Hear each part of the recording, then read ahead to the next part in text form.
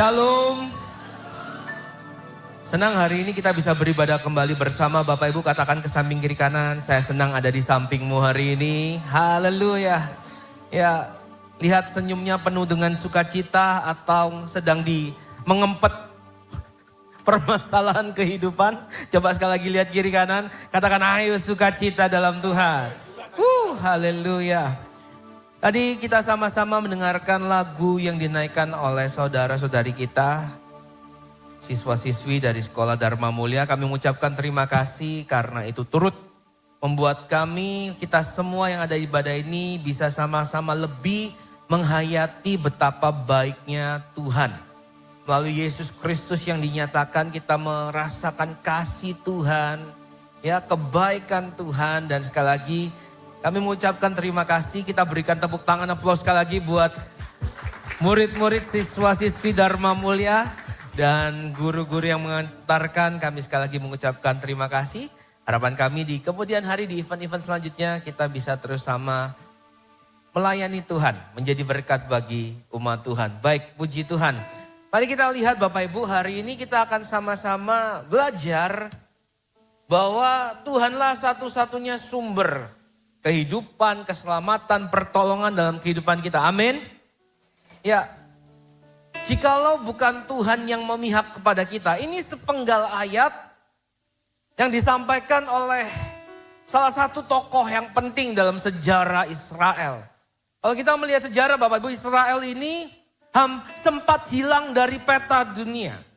Negara Israel sempat tidak ada selama kurang lebih 1900 tahun. 1900 tahun ada bangsa yang tiba-tiba hilang, gak ada. Dari yang tadinya luar biasa, mereka mengalami bagaimana Tuhan menuntun mereka dari satu keluarga. Dari satu apa Bapak Ibu? Keluarga. That's why keluarga itu penting. Katakan samping kiri kanan, keluarga itu penting. Tuhan bisa bentuk hal yang besar dari satu unit terkecil yaitu keluarga. Kita perlu sama-sama memperhatikan keluarga kita. Sekali lagi katakan samping kiri kanan, kita perlu perhatikan keluarga kita. Haleluya. Dari satu unit terkecil keluarga, 12 orang katanya anaknya, menjadi 12 suku dan kemudian berkembang. Mereka sempat mengalami perbudakan. Karena itu adalah penggenapan firman Tuhan. Sampai mereka masuk ke zaman mereka dijadikan Tuhan. Sebuah negara mandiri. Raja demi raja memimpin mereka. Satu ketika, karena mereka berubah setia kepada Tuhan, bangsa yang disebut Israel ini harus ngalamin hilang. Tersebar, diaspora kemana-mana. Sejarah mencatat kurang lebih 1900 tahun. Bayangin Bapak Ibu, 1900 tahun. Ketika saya mendalami hal ini, saya ingin tahu, saya ingin mendalami lebih jauh lagi. Doakan Bapak Ibu, saya nanti cukup literasinya, saya mau sampaikan. Pertanyaannya yang menarik gini, apa yang dilakukan 1900 tahun ini, sehingga hari ini kita masih bisa kenal lagi namanya negara Israel. Ini keren. 1900 tahun Bapak Ibu. Terserak, tersebar kemana-mana. Tetapi Mei 1948. Dari bangsa-bangsa yang tersebar. Dari daerah, wilayah, negara, bagian yang lain. Mereka bisa berkumpul Bapak Ibu. Sampailah puncak perjuangan mereka. Deklarasi kemerdekaannya 12 Mei 1948. Selisih 3 tahun dengan kemerdekaan Indonesia. 17 Agustus 1945. 3 tahun Bapak Ibu. Dari 1900 hilang, hari ini Bapak Ibu kita bisa melihat negara Israel. Karena itu kita perlu bersyukur. Saya sedang tidak menggiring opini kita untuk kita pro Israel. Sedang tidak menggiring ke sana Bapak Ibu. No politics. Tapi saya ingin menyatakan gini, kita wajib bersyukur hari ini kita bisa melihat Israel. Why? Karena Israel menjadi jamnya Tuhan. Israel menjadi bukti bahwa Allah yang kita sembah di dalam nama Kristus Yesus is a real God, is a living God. Yang dia gak pernah berubah setia. 1900 tahun Bapak Ibu. Hilang, tersebar. Hari ini kita bisa lihat. Itu yang pertama. Yang kedua, karena Israel Bapak Ibu kita bisa menelusuri tapak tilas. Dari jejak-jejak para nabi, para rasul, bahkan Tuhan yang kita sembah yaitu Yesus Kristus, kita bisa melihat jejaknya. Kita bisa melihat sejarahnya Bapak Ibu. Itulah kita bersyukur. Dan nanti kita akan melihat tanda-tanda akhir zaman menjelang Kristus datang yang kedua kali, Maranatha, itu akan juga dibuktikan dengan apa-apa yang terjadi di Israel. Ya, jadi hari ini kalau Bapak Ibu ada yang semangat ngikutin semua perkembangan global yang berkaitan dengan Israel, itu ada baiknya. Yang bisa membuat kita seperti ini. Wah, berarti benar Alkitab ini ya. Berarti nggak salah ini ya iman kita. Dan kita berdoa terus Roh Kudus yang menuntun kita hingga kita kuat sampai pada akhirnya didapati Tuhan setia. Amin. Katakan samping kiri kanan, sekali Yesus tetap Yesus. Nah, dengan luar biasanya apa yang Tuhan kerjakan, kita mau lihat semangat dari orang Israel ini seperti apa. Kenapa sampai hari ini mereka sepertinya super power. Mereka sepertinya pede banget. Bapak Ibu ngikutin, mereka pede banget apa? Dan ini yang saya ingin bagikan. Ada satu tokoh yang terpenting dalam sejarah Israel, namanya Daud. Siapa Bapak Ibu? Daud. Ini adalah sepenggal dari apa yang Daud katakan dalam Mazmur 124 ayat 1 sampai 8. Kita mau baca dulu ayatnya, bisakah ditampilkan? Mazmur 124 ayat 1 sampai 8.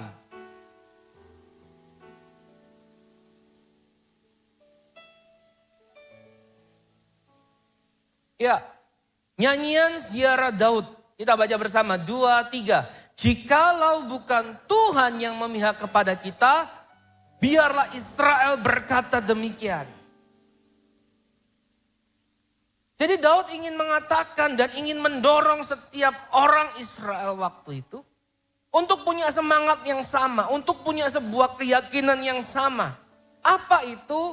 Dia mulai dengan sebuah kalimat, jikalau bukan Tuhan. Daud ingin menampilkan kepentingan. Mengapa kita perlu mengutamakan Tuhan? Mengapa kita perlu memberikan posisi yang penting, yang tepat kepada Tuhan? Dan Daud ingin mendasari semua orang Israel, iman mereka bertumpu kepada hal itu. Jikalau bukan Tuhan yang apa? Memihak kepada kita. Siapa di sini yang ketika ngalamin sebuah permasalahan akan merasa lebih tenang kalau tahu ada orang-orang yang tepat yang memihak kepada kita? Apakah itu keluarga kita? Apakah itu orang yang kita lihat bisa menolong kita dan berpihak kepada kita? Kita perlu adanya pribadi-pribadi yang berpihak kepada kita. Pasti satu tujuannya. Masalah saya bisa tertolong kalau si A ini bukan jadi lawan tapi kawan. Sehingga banyak orang yang berupaya untuk menjaga, membangun relasi sebaik mungkin. Karena sebuah anggapan, siapa tahu nanti ketika aku butuh, aku punya teman-teman yang baik. Itu enggak salah Bapak Ibu. Tetapi sekali lagi Daud ingin mempusatkan iman orang Israel kepada Tuhan. Katakan kepada Tuhan. Daud ingin memusatkan. Sehingga dia berkata, jikalau bukan Tuhan yang memihak kita, maka ayat selanjutnya ayat 2. Jikalau bukan Tuhan yang memihak kepada kita, ketika manusia bangkit melawan kita. Ini yang ingin Daud sampaikan. Penting sekali sehingga kembali ke slide saya sudah mencatat Bapak Ibu bahwa apa saja berdasarkan ayat-ayat ini yang terjadi kalau Tuhan tidak memihak kita. Dan kita perlu memastikan bahwa penting loh Kita memastikan dalam hidup ini bahwa ada Tuhan yang memihak kita. Kita perlu teman memihak, keluarga memihak. Dalam satu kasus hukum kita perlu ada pengacara yang memihak kita. Kita butuh pribadi-pribadi yang memihak. Tetapi kali ini berdasarkan apa yang Daud katakan. Siapa Daud? Dia raja kedua Israel. Seorang raja berkata, that's not by our power. Bukan karena kekuatan kita, kehebatan kita, kekayaan pengalaman kita, bukan. Daud memposisikan bahwa Tuhan itu yang menolong. Katakan Tuhan yang menolong. Karena itu mengapa kita penting memastikan Tuhan memihak kita. Pertama Bapak Ibu, dari apa yang Daud sampaikan, ada amarah manusia yang ingin menghancurkan. Amarah itu adalah potensi kekuatan yang besar Bapak Ibu. Hingga ketika itu disalurkan, sifatnya bisa sangat menghancurkan. Itu amarah. Orang yang kelihatannya tenang-tenang aja, wow. Tapi karena ada amarah yang terpendam, dia bisa bangkit. Dan ketika dibangkitkan, diluaskan, itu sifatnya menghancurkan. Daud ingin sampaikan, kita ada di tengah dunia di mana ada orang-orang yang bisa meluapkan amarah-amarahnya untuk menghancurkan kita. Jangan pikir kita sudah terlalu hebat. Tuhan bisa izinkan ada orang yang lebih hebat untuk menyatakan, mengajarkan kita, nggak boleh tinggi hati. Harus tetap bersandar kepada Tuhan. Amarah manusia menghancurkan dan kita bisa menjadi objek sasarannya Bapak Ibu. Sengaja atau tidak sengaja dalam satu ketika kita bisa ada di tengah sebuah hal yang membahayakan, yang nggak mengenakan hidup kita. Dan kita mulai merasa, wah ini kalau diterusin bahaya nih. Nah Daud dalam kehidupannya dia ngalamin banyak hal tentang ini. Musuh-musuhnya Amalek, Filistin itu datang menggedor kerajaan Daud, bukan permisi raja kami mau berdiplomasi. Oh enak kalau diplomasi. Perang. Kalau aku nggak kuat, kamu nggak kuat, yang kalah yang nggak kuat berarti. Mana kuat-kuatan? Sampai kapan Bapak Ibu kita sebagai manusia bisa kuat-kuatan dengan kekuatan kita sendiri? Katakan samping kiri kanan, kamu butuh kekuatan Tuhan. Yang pertama kenapa kita perlu memastikan Tuhan memihak kita, ada amarah manusia yang menghancurkan. Kita butuh kekuatan Tuhan, gak bisa. Kita kuat-kuatan dengan kekuatan kita sendiri, gak bisa Bapak Ibu. Ada batasnya. Yang kedua, arus dunia itu menghanyutkan. Daud bilang kalau bukan karena Tuhan, kita ini sudah terhanyut oleh sungai itu. Ayat ini refers kepada peristiwa-peristiwa bagaimana Israel itu dituntun. Tidak terhanyut Laut Merah, tidak habis binasa di tengah sungai Yordan yang deras. Mereka mengalami peristiwa-peristiwa di mana Tuhan meloloskan mereka keluar dari laut, keluar dari sungai. Sehingga mereka terus bisa berjalan ke arah yang Tuhan tetapkan, ke tanah perjanjian. Daud pakai hal ini untuk mengingatkan. Kalau bukan karena Tuhan, kita ini sudah hanyut. Tinggal pilih, hancur karena amarah Mesir yang mengejar kita. Atau hanyut, konyol, jebur ke laut atau ke sungai. Dan Daud ingatkan, di tengah posisi yang seperti ujung tanduk ini, kita butuh Tuhan Bapak Ibu. Apakah Anda ada yang sedang mengalami hal seperti ini?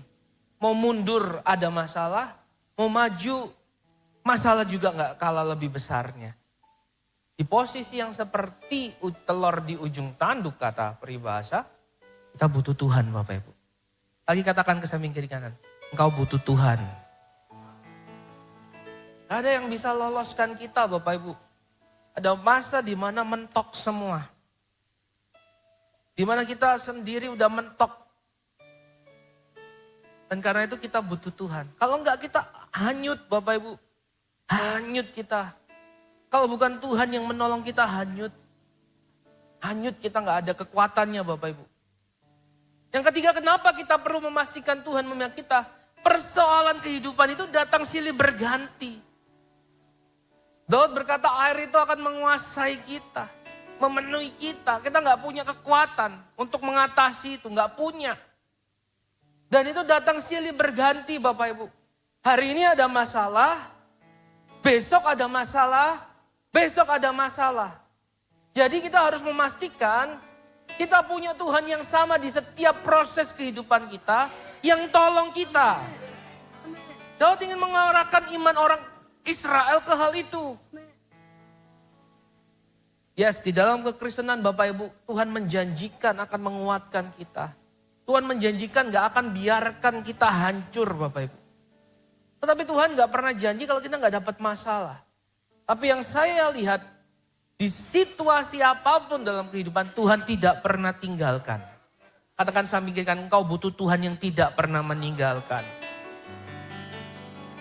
Ini yang ingin Daud sampaikan. Siapa Daud Bapak Ibu? Kemarin kita baru nonton film David. Ya, lagi hype ini ya. Cepat Bapak Ibu silakan nonton aja anak-anaknya. Kalau enggak biasanya film Kristen itu enggak lama Bapak Ibu di bioskop. Jadi kita ambil momen kemarin dan kurang lebih ada 69 dari anak-anak, youth, keluarga muda. Nah, ketika diprotek, cekrek. Ini hasil potretan pelayanan generasi kita Bapak Ibu. Saya rindu kita banyakin foto-foto seperti ini. Supaya dari generasi ke generasi ada bukti kita menyembah Tuhan yang benar. Ketika dipotret seperti ini dalam satu momen ibadah, cekrek. Ada kakeknya, neneknya, anaknya, cucunya. Calon pasangan cucunya. Keren banget usia berapa kakeknya itu ya. Tapi saya rindu Bapak Ibu. Dari generasi ke generasi ada sebuah komunitas yang mengikatkan janji setia kepada Tuhan. Karena mereka tahu mereka butuh Tuhan. Jadi mari sama-sama kita mulai di tengah keluarga kita. Bangun sebuah kesadaran bahwa setiap kita butuh Tuhan. Dimulai dari mana Bapak Ibu? Keluarga kita. Jadi kan unit keluarga unit utama. Di mana anak-anak bisa kenal Tuhan sejak dini secara pribadi. Kalau kita lihat Alkitab Bapak Ibu, seringkali ada banyak ayat yang bilang, ingat siapa kamu dulu. Ingat. Jadi saya bayangin ini di tengah keluarga kita, ada kakek yang cerita sama cucunya. Kakek dulu tuh preman di jalan itu. Ini bukti kakek tato. Tato apa kek? Cacing. Dulu naga. Tapi sudah kerut kan. Jadi cacing. Kalau bukan Tuhan cu. Kakek sudah mati di penjara.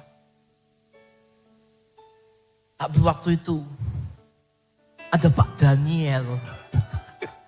Datang aja komsel. Kakek ketemu Yesus di komsel itu. Hari. Saya rindu ada cerita-cerita seperti ini Bapak Ibu. Gembala senior, papa saya Bapak Ibu.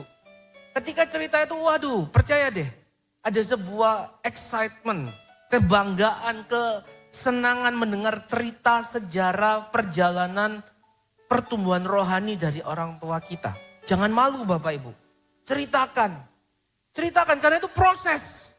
Mereka terpapar dengan kebenaran yang disaksikan sendiri oleh keluarga mereka. Bangga. Bener bangga Bapak Ibu. Bener bangga. Karena itu ayo ceritain, papa mama mulai cerita ke anak dari kecil. Ya, ajarin mereka gestur-gestur untuk beribadah kepada Tuhan seperti apa. Doa ya nak, ayo tutup matanya. Nah, ini cara kita mulai memaparkan mereka.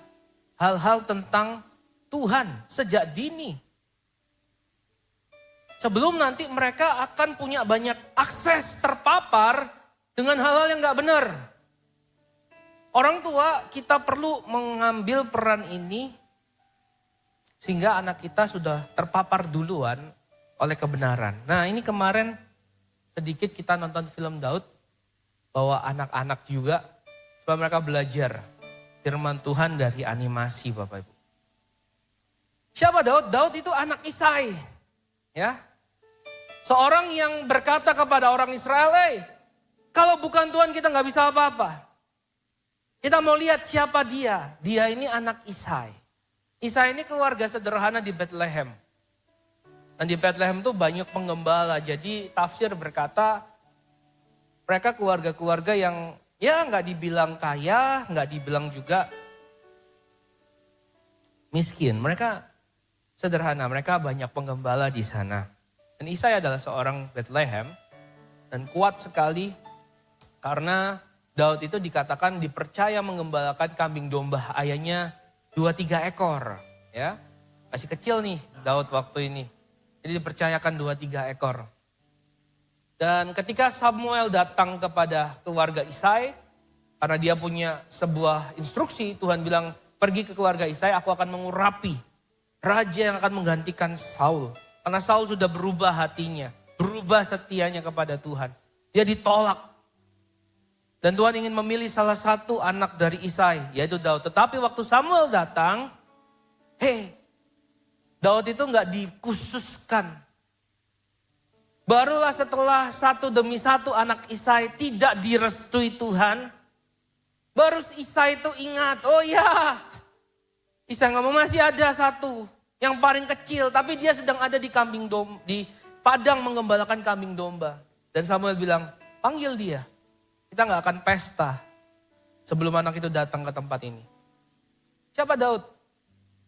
Dia pengembala kambing domba. Dia cerita kuat sekali mengatakan dia dilupakan. Dia di nomor 2-kan di tengah keluarganya. Entah karena masih kecil atau apapun alasannya, itu yang dicatat Alkitab Bapak Ibu.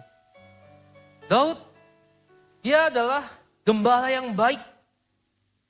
Dikatakan dia gak takut ketika singa, beruang datang ingin menerkam domba yang 2-3 ekor itu. Kemarin di film itu diperlihatkan dia melawan singa. Seru Bapak Ibu. Dia nggak takut. Dan dia punya satu senjata andalan yang nggak asing buatnya. Apa nama senjatanya? Ketapel. Sekarang kita ngomongnya paling gampang ketapel gitu ya. Pengumban, ya, ketapel. Dia punya alat itu. Dia punya senjata yang nanti ternyata Bapak Ibu itu yang ia pakai untuk melawan musuh besar Israel, yaitu Goliat. Hari ini senjata apa yang kita miliki Bapak Ibu? Pergunakan dengan baik. Asa dengan baik. Karena kita nggak pernah tahu. Ternyata sesederhana itu Tuhan pakai itu untuk menjadikan kita pahlawan di medan pertempuran yang lebih besar. Hari ini ada senjata yang sederhana yaitu doa. Doa itu sederhana. Kita sediakan waktu khusus fokus untuk kita berdoa. Doa utang 1 juta dengan doa sakit flu. Kira-kira besar mana kuasanya Bapak Ibu?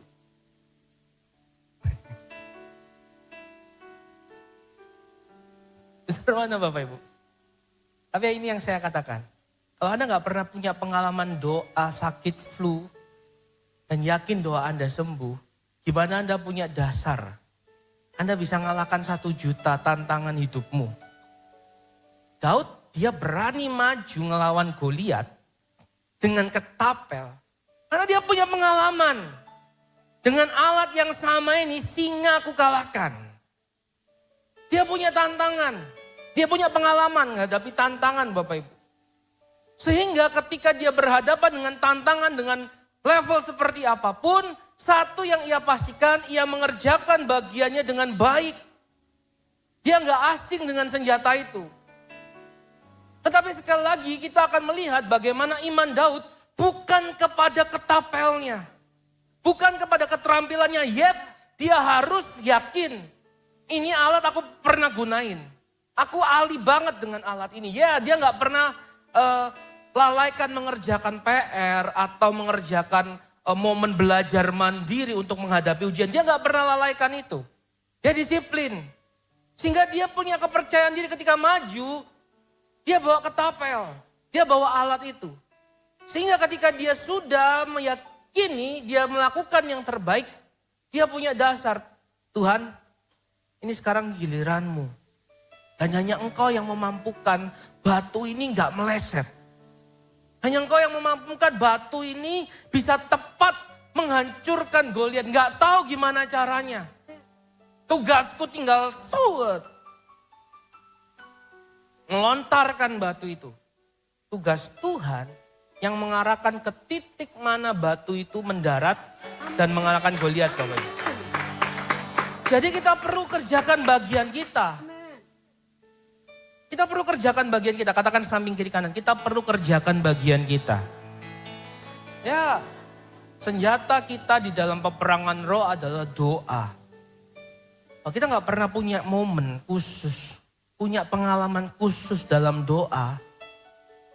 Di hal-hal yang mungkin sederhana, kecil hari ini. Kita gak punya keyakinan bahwa doa orang benar.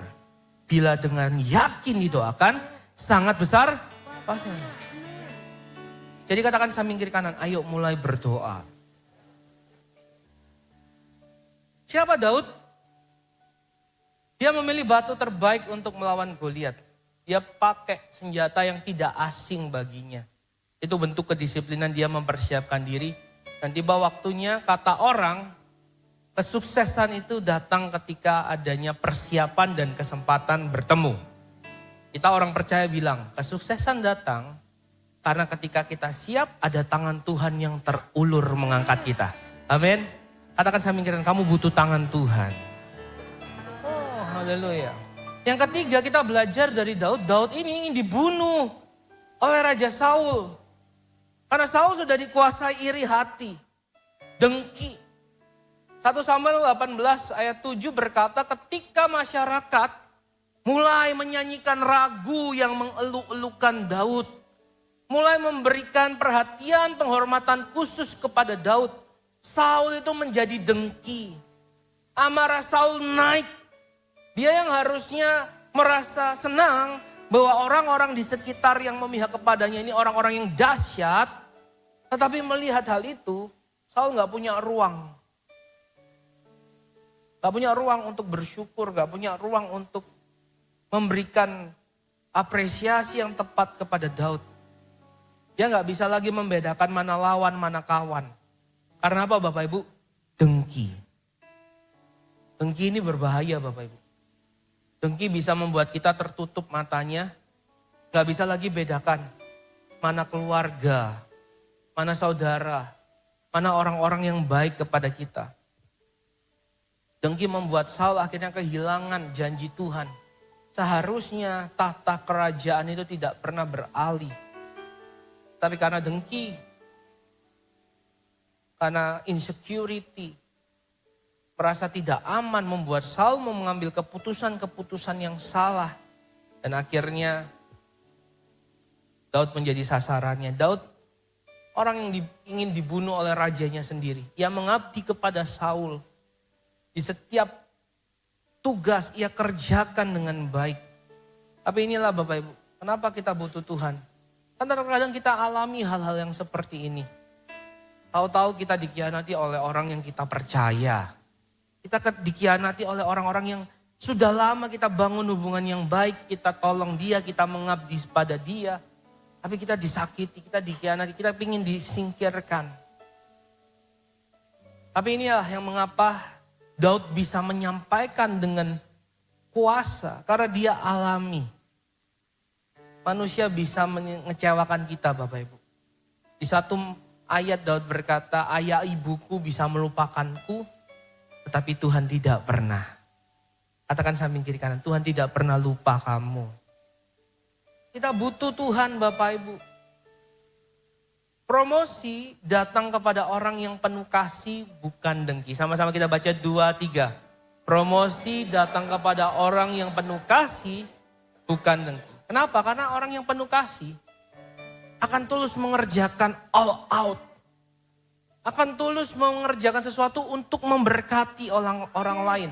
Bukan terpusat kepada dirinya. Karena itu kasih akan pro kepada kehidupan. Dia gak akan menghalalkan segala cara.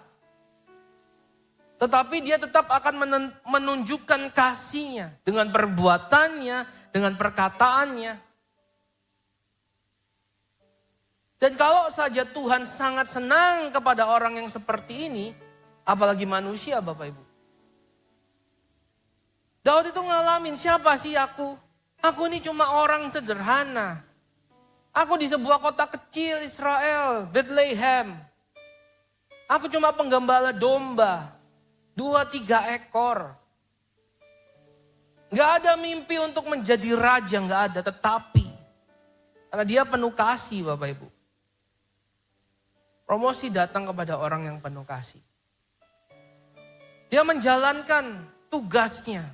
Senjatanya itu bukan untuk menghancurkan, tapi senjatanya untuk melindungi domba-domba yang dipercayakan kepadanya Bapak Ibu.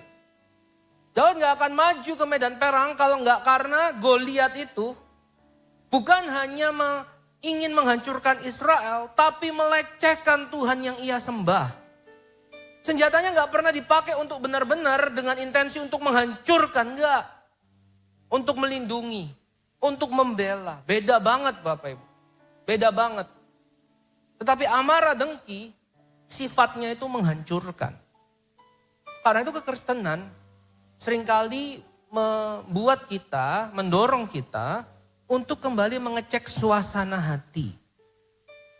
Dalam sebuah khotbah yang disampaikan Gabriel, hamba Tuhan Gabriel, dikatakan hati kalau penuh sakit hati. Kalau belum dipulihkan, kecenderungannya cuma 2. Menghancurkan, melukai diri sendiri, atau menghancurkan, melukai orang lain. Kita butuh hati yang baru. Karena itu kita butuh Tuhan. Tuhan bisa ganti kita dengan hati yang baru. Bapak Ibu, banyak sekali alasan untuk Daud jadi orang yang penuh sakit hati. Banyak sekali alasan untuk Daud menjadi orang yang jahat. Tapi dia tahu bukan karena kuat dan gagah dia bisa jadi orang baik. Itu semua karena Tuhan. Jadi katakan kalau engkau mau jadi orang yang baik, engkau butuh Tuhan. Katakan samping kiri kananmu.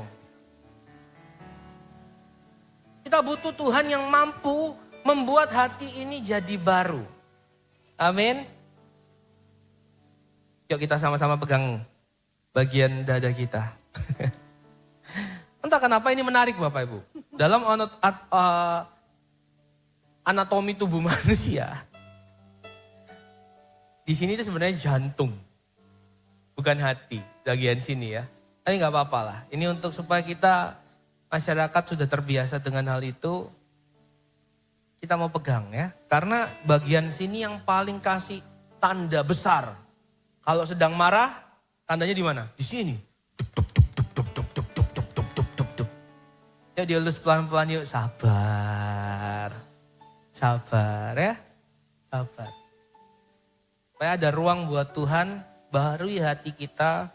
Dan kita menjadi orang yang penuh kasih. Orang yang penuh kasih, promosi siap datang kepadanya ya. Ya, pada adik-adikku, siswa-siswi Dharma Mulia, saya dengan bangga berkata, saya alumni Dharma Mulia. Kemarin hari apa ya? Hari Selasa. Baru aja saya dapat kesempatan untuk sharing di depan siswa-siswi SMA yang sedang menghadapi sumatif ya, ujian sumatif. Jadi saya bersyukur sekali ada kesempatan melayani dan hari ini saya bersyukur saudara-saudara dari Dharma Mulia bisa hadir. Terima kasih, saya bangga dan siapkan diri dengan baik ya.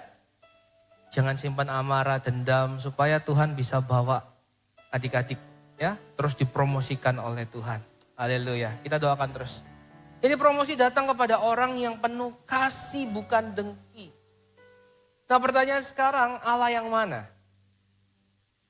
Kalau kita tak percaya bahwa kita butuh Tuhan, kita butuh Allah. Allah yang mana? Di masa Daud, Allah yang dimaksud adalah Allah yang disembah oleh Abraham, Ishak, Yakub. Allah yang terus menepati janji-janji kepada keturunan Abraham, Ishak, Yakub.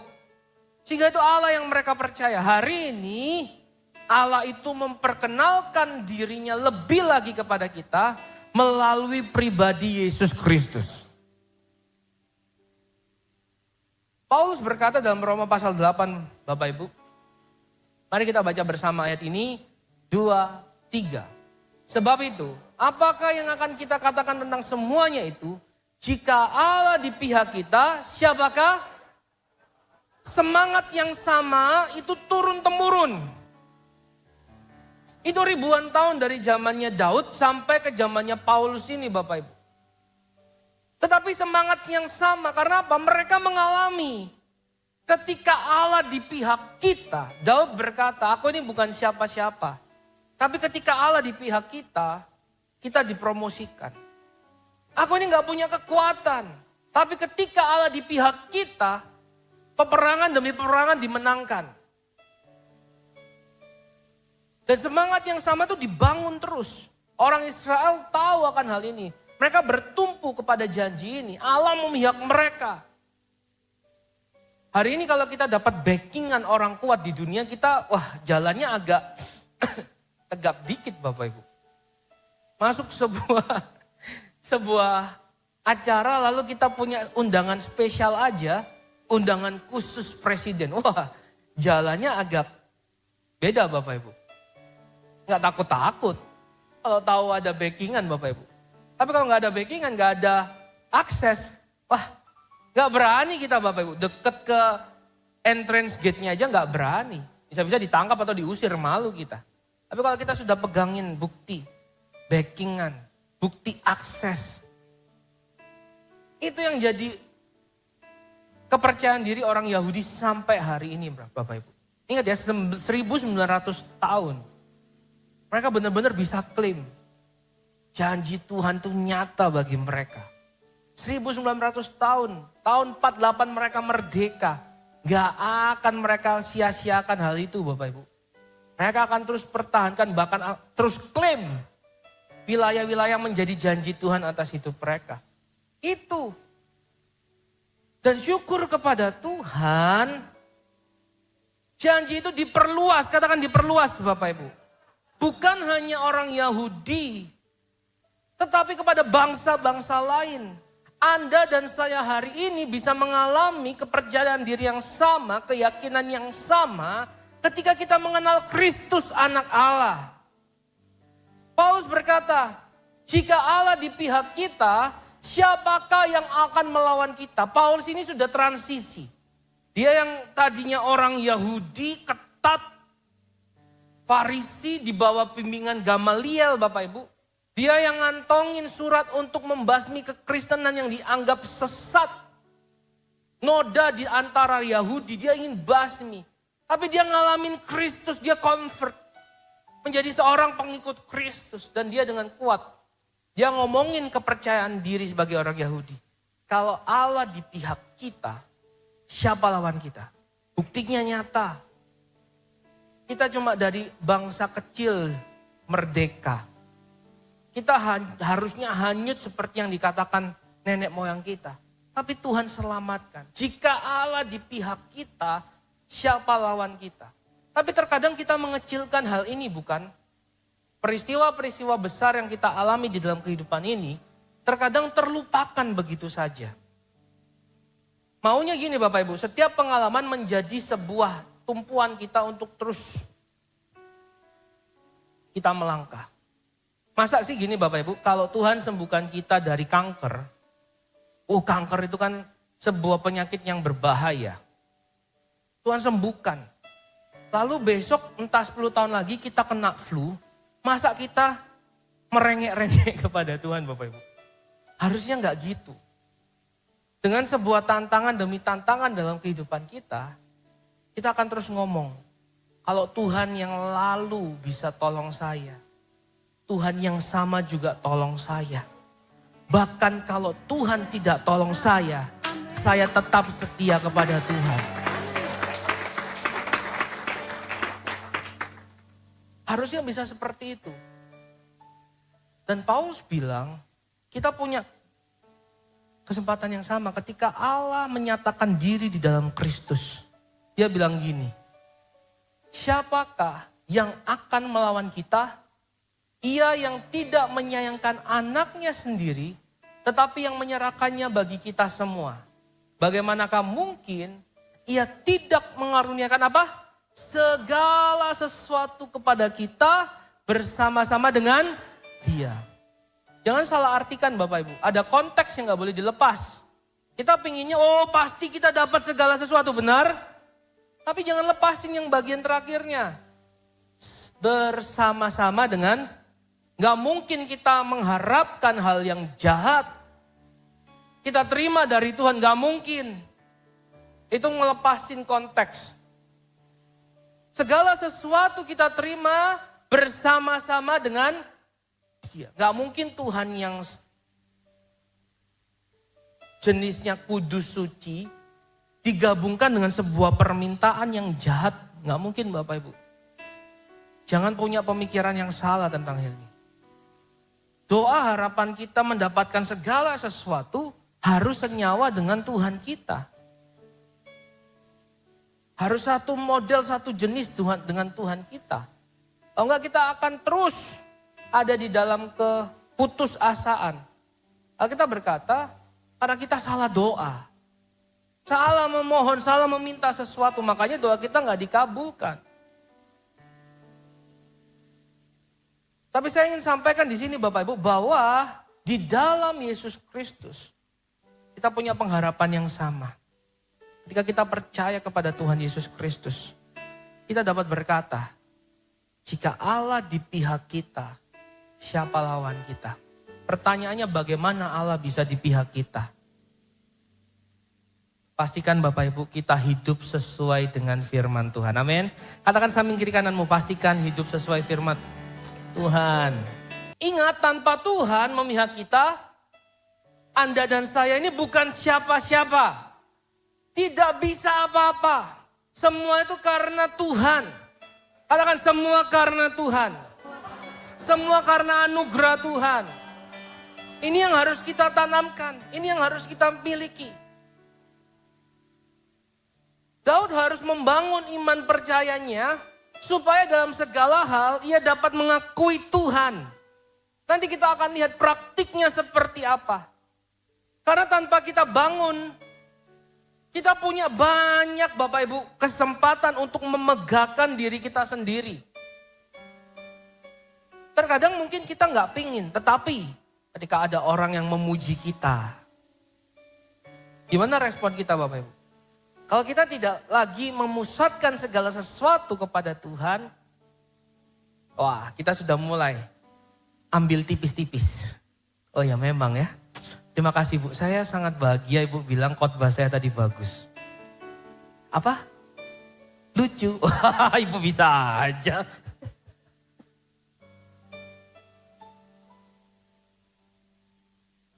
Ingat, tanpa Tuhan memilih kita ini bukan siapa-siapa, kita ini tidak bisa berbuat apa-apa Bapak Ibu.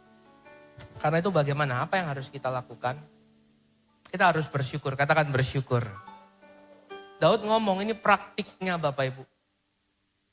Ini praktiknya. Yang pertama, memuji dan menyembah Tuhan karena kebaikannya. Amin. Karena Tuhan baik, Dia tolong kita. Ya. Karena Tuhan baik, kita bisa lepas dari berbagai permasalahan hidup.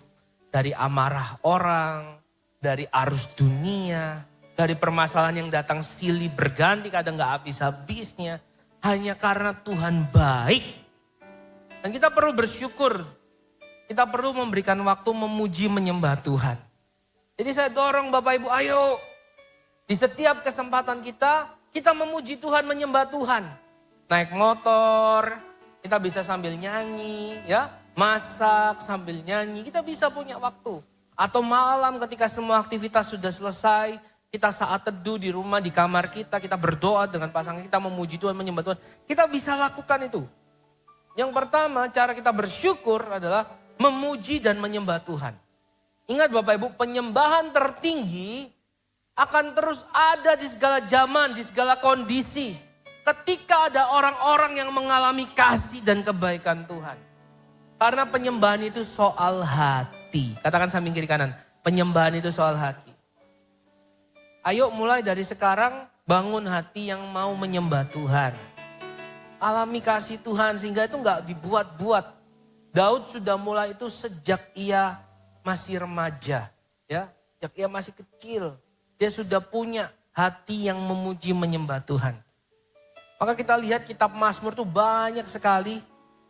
Ya, Tuhan itu menampilkan kesehariannya Daud. Apa-apa dia memuji Tuhan. Dia senang memuji Tuhan, sedih memuji Tuhan. Ya, dia memuji Tuhan setiap waktu. Yang kedua, apa yang bisa kita lakukan? Mengakui bahwa hanya Tuhan sumber pertolongan kita. Akui kalau aku bisa itu karena Tuhan. Kalau aku bisa mengalahkan sakit penyakit ini karena Tuhan. Aku bisa menyelesaikan hutangku itu karena Tuhan. Aku bisa dapat prestasi yang baik itu karena Tuhan. Akui, katakan akui. Artinya kita didorong juga untuk mau bersaksi. Bersaksi bahwa kalau aku ada hari ini dengan semua persoalan yang aku lewati itu semua karena Tuhan. Dan di samping kita membangun diri kita sendiri, menjaga kita gak tinggi hati. Kesaksian kita bisa memberkati orang lain. Kita berdoa Bapak Ibu, kesaksian hidup kita tentang Tuhan yang hebat, yang dahsyat itu akan membawa orang lain yang ada di sekitar kita mengenal siapa Tuhan yang kita sembah dalam Yesus Kristus. Karena itu jangan bingung Bapak Ibu, aku bisa apa ya Pak? Untuk hormat kemuliaan nama Tuhan. Oh, sesimpel. Kalau Bapak Ibu ingat, ditolong Tuhan, ceritakan itu. Kalau Bapak Ibu ingat pernah dibawa Tuhan kepada sebuah pengalaman yang indah dengan Tuhan, ceritakan itu, saksikan itu. Ada kuasa dalam kesaksian Bapak Ibu. Katakan samping kiri kanan, ada kuasa dalam kesaksian. Cari itu di komsel-komsel, nanti yang diceritakan adalah kesaksian. Amin. Amin. Mana suaranya komsel? Oh. Lagi bangun komsel, Bapak Ibu yang belum berkomsel, ayo hubungi kami. Supaya kita bisa fellowship bersama keluarga Allah ya.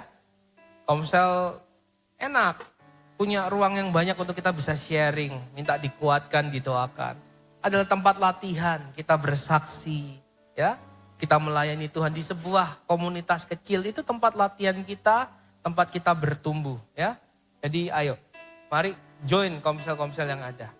Baik Bapak Ibu, jadi ingat bahwa sekali lagi tanpa Tuhan yang memihak kita, kita bukan siapa-siapa, kita tidak bisa apa-apa. Ya. Karena itu terus bangun, mulai dari sekarang. Katakan kepada diri sendiri bahwa ya aku perlu Tuhan. Ya. Siapa pribadi-pribadi yang perlu Tuhan hari ini Bapak Ibu, amin.